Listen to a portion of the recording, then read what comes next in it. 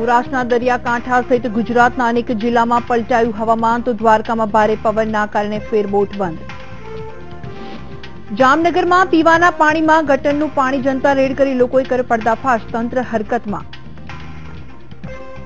અમરેલીના આંબરડી સફારી પાર્કના તમામ સિંહોને આજીવન કેદ, માણસ પર હુમલાના બનાવોને લઈને વન વિભાગનો નિર્ણય।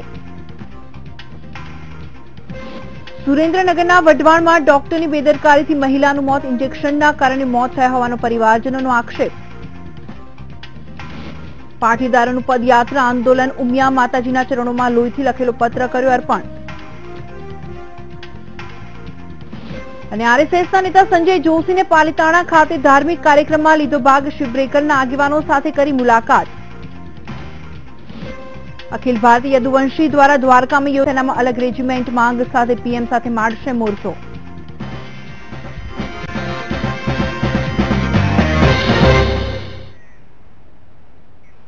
નમસ્કાર, સૌરાષ્ટ્ર ન્યૂઝ સાથે હું છું ભૂમિ। સમાચારની શરૂઆત કરીએ। છેલ્લા ઘણા સમયથી લોકો ગરમીથી ત્રાહિમામ પોકારી ગયા છે, ત્યારે આજે રાજ્યમાં વાતાવરણમાં બદલાવ જોવા મળ્યો હતો અને લોકોને ગરમીથી આંશિક રાહત મળી હતી।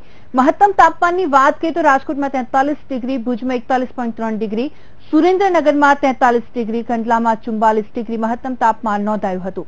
આમ તાપમાનમાં ઘટાડો થતા લોકોએ ગરમીથી રાહત અનુભવી હતી। આ સાથે જ રાજ્યના કેટલાક વિસ્તારોમાં વાતાવરણમાં પલટો પણ જોવા મળ્યો હતો। વાતાવરણમાં પલટો જોવા મળ્યો છે। સૌરાષ્ટ્રના દરિયાકાંઠા સહિત ગુજરાતમાં અનેક જિલ્લામાં વાતાવરણ પલટાયું છે। દ્વારકામાં ભારે પવનના કારણે ફેરબોટ પણ બંધ કરવાની ફરજ પડી છે। લોકોને ગરમીથી આંશિક રાહત મળી છે। કેટલાક વિસ્તારોમાં વાતાવરણમાં પલટો જોવા મળ્યો છે।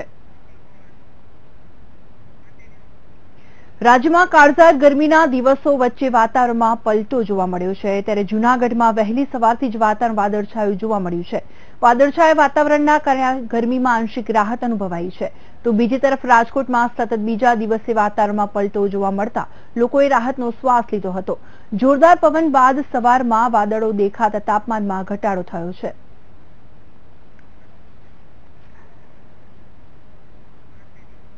યાત્રાધામ બેટ દ્વારકાની ફેરબોટને હાલ બંધ રાખવામાં આવી છે। યાત્રાધામ બેટ દ્વારકામાં દરરોજ હજારો યાત્રાળુ દર્શનાર્થે આવતા હોય છે, પરંતુ વાતાવરણમાં અચાનક પલટો આવતા અને કોઈ ઘટના ન બને તે માટે દરિયાઈ કરંટ અને પવનના કારણે દ્વારકાની ફેરબોટને બંધ રાખવાનું નક્કી કરવામાં આવ્યું છે। અને જેમ વાતાવરણમાં સુધારો થશે અને ફરી બોટ સર્વિસને શરૂ કરવામાં આવશે।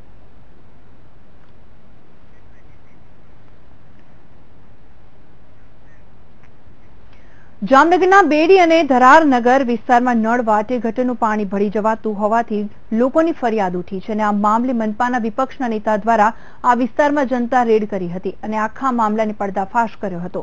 પીવાના પાણીમાં ગટરનું ગંદુ પાણી ભળી જતા લોકો બીમાર પડે છે। વોટર વર્કર શાખાના અધિકારીએ પણ આ વિસ્તારમાં આ સમસ્યા હોવાનો એકરાર કર્યો હતો।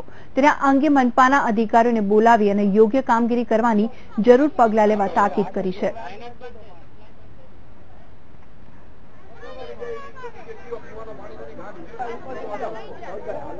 અહીંયા લગાતાર 2 કે 3 મહિનાથી આ પીવાની પાણી પણ એટલી બધી તંગી હોય કે લોકોને શુદ્ધ અને ચોખ્ખું પાણી પણ પીવાનું નથી મળતું અને રેગ્યુલર પાણી ગટરનું પાણી ચાલુ જ રહે છે। પાણીનો વારો હોય કે ના હોય, અમારે છે ને 3 મહિનાથી આ પાણી અમને સારો મળતો નથી। અમારે આ પાણી આવે ગટરનો, આખો દિવસ આ પાણી ચાલુ રહે। આમાં છે ને અમારા છોકરા બીમાર પડી ગયા। અમારા પાણીની તમે સુવિધા સારી કરી દો એ અમારી ફરિયાદ છે। કામ ચાલુ છે। આ ઝૂંપડી દેખાય ને નીચે ગઈકાલે જ ડિટેક્ટ થયું છે અને બંધ કરાવવામાં આવેલ છે। અને ઓલી જે ફરિયાદ આપણે જોઈ પહેલી જોઈ ને એ તો પ્રમદી જ અમારી પાસે ઓનલાઈન ફરિયાદ આવી તે પણ અમે બંધ કરાવશું। 1.5 મહિનાથી તો હું જોઉં છું, મારી પાસે જે ફરિયાદ છે ને અમારું 1.5 મહિનાથી સતત અમારું કામ હતું ને ગઈકાલે જ અમારે આ ઝૂંપડી નીચે રિપેર કરાવેલું છે। દેવભૂમિ દ્વારકામાં ખંભાળિયાના સલાઈ ગામે 30 દિવસ ફક્ત એક જ વાર પાણી મળતા નગરપાલિકા સામે મહિલાઓએ રોષ ઠાલવ્યો હતો।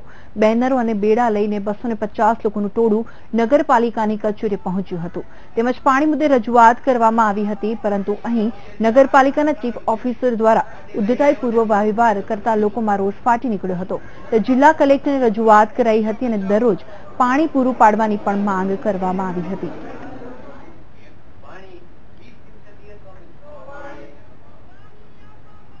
સલાયા નગરપાલિકામાં અંદાજે 40,000 જેવી વસ્તી છે અને પાણીની જરૂરિયાત 3.5 થી 4 MLD જેવી છે દૈનિક ધોરણે. પણ અછતની પરિસ્થિતિના કારણે હાલ એવરેજ આપણે મહિનામાં ગણીએ તો 1.5 થી 2 MLD જેવું પાણી મળે છે.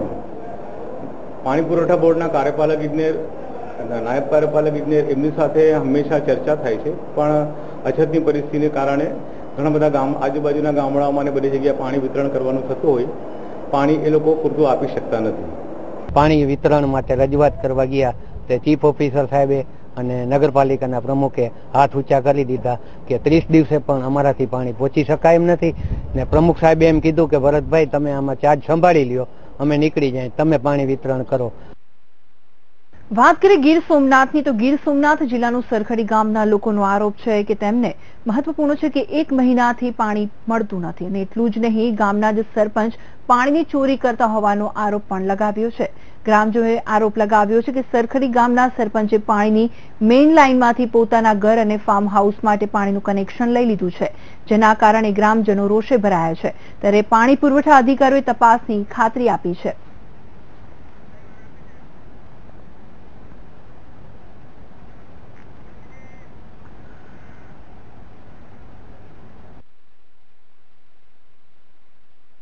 બાકી અત્યારે મહિના સુધીની વાત છે કે 1 કોટી જો મહિના સુધી પાણી ના મળે તો ગામ ખાલી થઈ જાય, હિજરત કરી જાય. એટલે એવું કંઈ હોતું નહીં.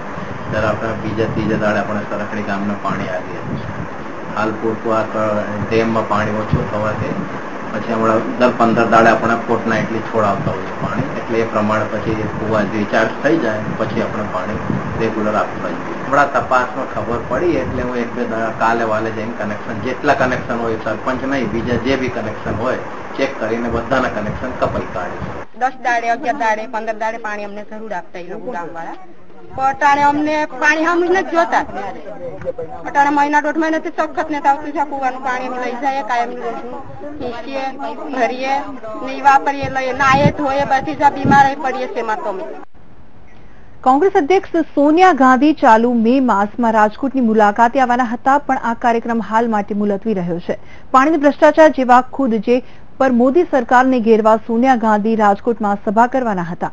5 રાજ્યોની પેટા ચૂંટણીમાં કોંગ્રેસને મળેલી હાર બાદ દિલ્હીમાં શરૂ થયેલી બેઠકોનો દોર અને રાજકીય કારણોસર હાલ સોનિયાનો રાજકોટ પ્રવાસ મુલતવી રાખ્યો હોવાનું સ્થાનિક નેતાઓ જણાવી રહ્યા છે. સોનિયાના રાજકોટ પ્રવાસ મુલતવી રહેતા રાજકીય વર્તુળોમાં તર્ક વિતર્કો શરૂ થઈ ગયા છે.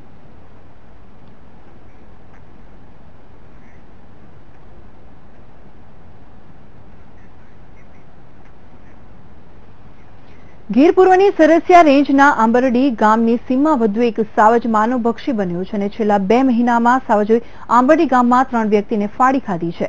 આથી જ વન વિભાગ દ્વારા લોકહિતને ધ્યાનમાં રાખીને આંબરડી પાક વિસ્તારમાં રહેતા તમામ 14 સિંહોને પાંજરે પૂરવાનો નિર્ણય લેવામાં આવ્યો છે, જે અંતર્ગત 10 સિંહોને પકડી લેવામાં આવ્યા છે, જ્યારે બાકીના સિંહોને પણ પાંજરે પૂરવાની કાર્યવાહી હાથ ધરવામાં આવી છે.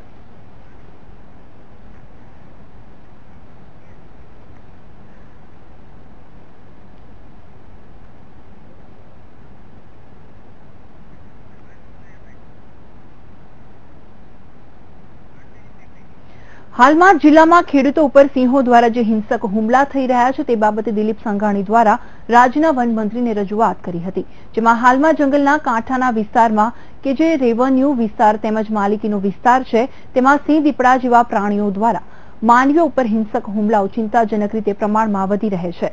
ત્યારે પશુપાલકોના પશુ હુમલાઓ ઘણા સમયથી થતા રહે છે, પરંતુ પ્રાણીઓ જ્યારે માનવભક્ષી બન્યા છે વગેરે મુદ્દાઓ પર વન મંત્રીએ રજૂઆત કરી છે.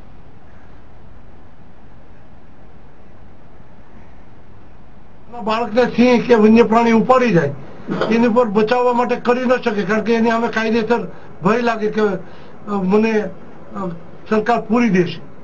આ ભયના વાતાવરણમાંથી મુક્ત થવા માટે હર કોઈ માણસ કલમ 100 જોગવાઈ જેમ મિલકત અને માણસના પોતાના જીવને બચાવવા માટે સામેવાળાનો જીવ લેવાની જોગવાઈઓ કરી છે, એવી રીતે વન્ય પ્રાણી દ્વારા પોતાની માલિકીની જમીનમાં, ખેતીમાં, રેવન્યુ વિસ્તારમાં કે ગ્રામ્ય વિસ્તારમાં હરતા ફરતા હોય મુક્તપણે અન્ય વન્ય પ્રાણી હુમલો કરે એવી સ્થિતિનું વાતાવરણ હોય તો એવા વન્ય પ્રાણીથી બચવા માટે, પોતાનો જીવ બચાવવા માટે, એનો જીવ લેવા માટે અધિકાર આપતો કાયદો સુધારવો જોઈએ. પાટીદાર અનામત આંદોલન છેલ્લા ઘણા સમયથી ચાલે છે, તો આ મુદ્દે આજે જૂનાગઢ પાટીદાર પાસના યુવાનો અને બહેનોએ પદયાત્રાનો પ્રારંભ કર્યો હતો અને ઝાંઝોડા રોડથી ઉમિયા માતાજીના મંદિર ગાંઠીલા સુધી પદયાત્રા યોજી હતી. ત્યાંથી રક્તથી લખેલો પત્ર ઉમિયા માતાજીના મંદિરે મૂકવામાં આવ્યો હતો. લોહીથી લખેલા પત્રથી 15 કિલોમીટરની પદયાત્રામાં સૌરાષ્ટ્ર પાસના કન્વીનરો જોડાયા હતા, જેમાં લલિત વસોયાએ નિવેદન આપ્યું હતું કે અમને સરકાર અને મધ્યસ્થી કરનાર ઉપર ભરોસો નથી અને સમાજને સંદેશો આપીએ છીએ કે અમારું આંદોલન ચાલુ રહેશે.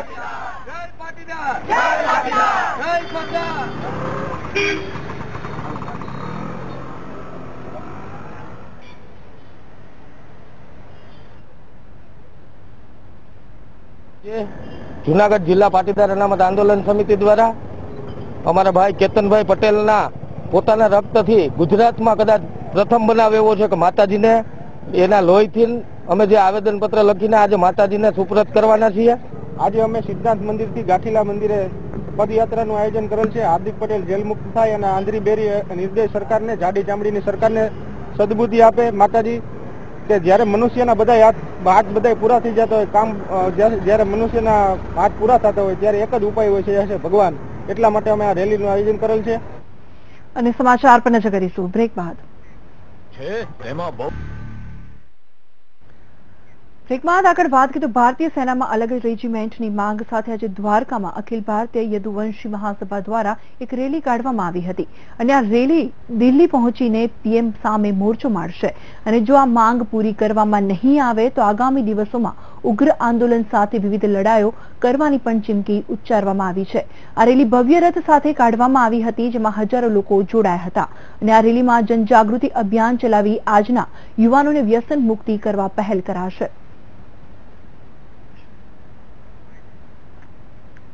23 सितंबर से पहले हाई रेजिमेंट का गठन कर दो और नहीं तो 2019 से पहले ये हाई समाज आपको उखाड़ फेंकने का काम करेगा. સમગ્ર ગુજરાતની અંદર આહિર રેજિમેન્ટની માગણી કરીને સમગ્ર ભારતમાં ફરવાના છે અને માનનીય વડાપ્રધાન અને સંરક્ષણ મંત્રી પાસે રજૂઆત કરવાના છે કે એક સ્વતંત્ર રેજિમેન્ટ, આહિર રેજિમેન્ટ આપો, જેનાથી અમે સમગ્ર ભારતના સીમાઓનું રક્ષણ કરી શકીએ. તો મોરબી જિલ્લાના વાંકાનેર ખાતે આજથી 2 દિવસ માટે કૃષિ મહોત્સવનો પ્રારંભ થયો છે અને આ મહોત્સવને કેન્દ્રીય કૃષિ મંત્રી મોહનભાઈ કુંડારિયાના હસ્તે ખુલ્લો મૂકવામાં આવ્યો છે. 2 દિવસ ચાલનારા આ મહોત્સવમાં કૃષિ મેળામાં ખેડૂતોને માર્ગદર્શન મળી રહે તે માટે 50 સ્ટોલ ઉભા કરવામાં આવ્યા છે.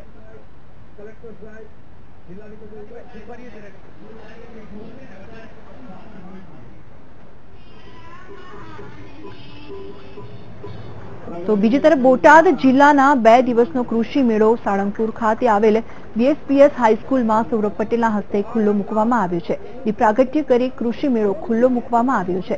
4 તાલુકાનો આ 2 દિવસનો કૃષિ મેળો યોજવામાં આવ્યો છે, જેમાં ખેડૂતોને ખેતીના માર્ગદર્શન મળી રહે તે માટે અલગ અલગ પ્લોટો બનાવવામાં આવ્યા છે અને આ કૃષિ મેળામાં પ્રગતિશીલ ખેડૂતોને ટ્રોફી આપી મંત્રીના હસ્તે સન્માન કરવામાં આવ્યું હતું.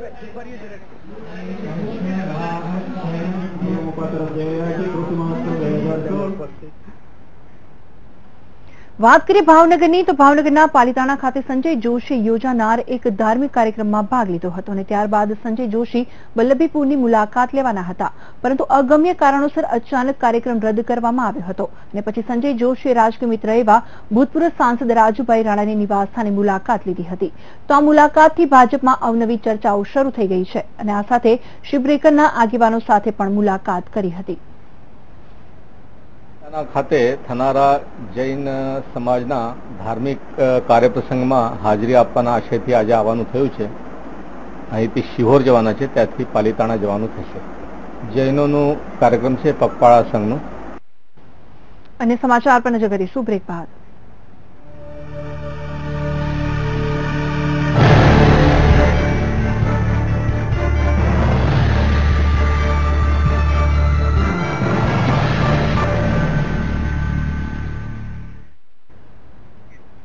બ્રેક બાદ આગળ વાત કરીએ સુરેન્દ્રનગરની, તો સુરેન્દ્રનગરના વઢવાણમાં ડોક્ટરની બેદરકારીના કારણે એક મહિલાનું મોત નીપજ્યું છે. સરકારી હોસ્પિટલમાં દર મંગળવારે કુટુંબ નિયોજનનો કેમ્પ યોજાય છે, ત્યારે વઢવાણ તાલુકાના બાળા ગામના 30 વર્ષના કંચનબહેનને 2 સંતાનો બાદ કુટુંબ નિયોજન માટે યોજાયેલ કેમ્પમાં આવ્યા હતા અને ડોક્ટરની સૂચના મુજબ નર્સ દ્વારા ઇન્જેક્શન પણ આપવામાં આવ્યું હતું, પરંતુ ઇન્જેક્શન આપ્યા બાદ અચાનક પરિણીતાની તબિયત લથડતા ડોક્ટર કંચનબેન શહેરની ટીબી હોસ્પિટલમાં સારવાર અર્થે ખસેડવામાં આવ્યા હતા, જ્યાં 2 દિવસની સારવાર બાદ પરિણીતાનું મોત નીપજતા ભારે હોબાળો મચી ગયો હતો. આથી ગ્રામજનો અને સમાજના આગેવાનો હોસ્પિટલે દોડી આવ્યા હતા, જે મૃતકના પરિવારજનોએ પરિણીતાનું મોત ડોક્ટર અને આરોગ્ય કર્મીઓની બેદરકારીથી થયું હોવાનો આક્ષેપો કર્યા છે. જ્યારે આ અંગે વઢવાણ સરકારી હોસ્પિટલના મેડિકલ ઓફિસરોએ પરિણીતાનું મોત ઇન્જેક્શનના કારણે થયું હોવાનું પરિવારજનોના આક્ષેપને નકારી કાઢ્યા હતા. હવે પરિવારજનો આક્ષેપ કરી રહ્યા છે તે પરિણીતાઓનું મોત પાછળ કોણ જવાબદાર છે અને કારણ શું છે તે તો તપાસ બાદ જ ખ્યાલ આવશે.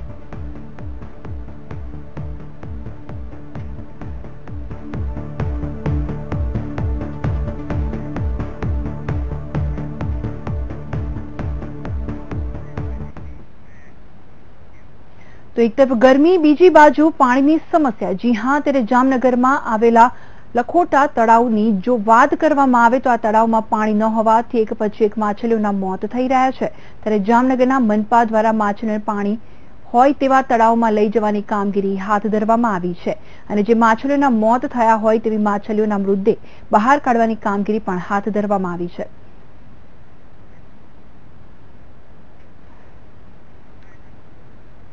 માછલીઓનો નિકાલ કરવાનું કામ જેએમસીની ફાયર શાખા દ્વારા કરવામાં આવી રહ્યું છે અને જે જીવિત માછલીઓ છે એને ઓછા પાણીવાળા ખાડામાંથી વધુ પાણીવાળા ખાડામાં ટ્રાન્સફર કરવાની કાર્યવાહી લાખોટા નેચર ક્લબ અને જેએમસી દ્વારા કરવામાં આવી રહી છે.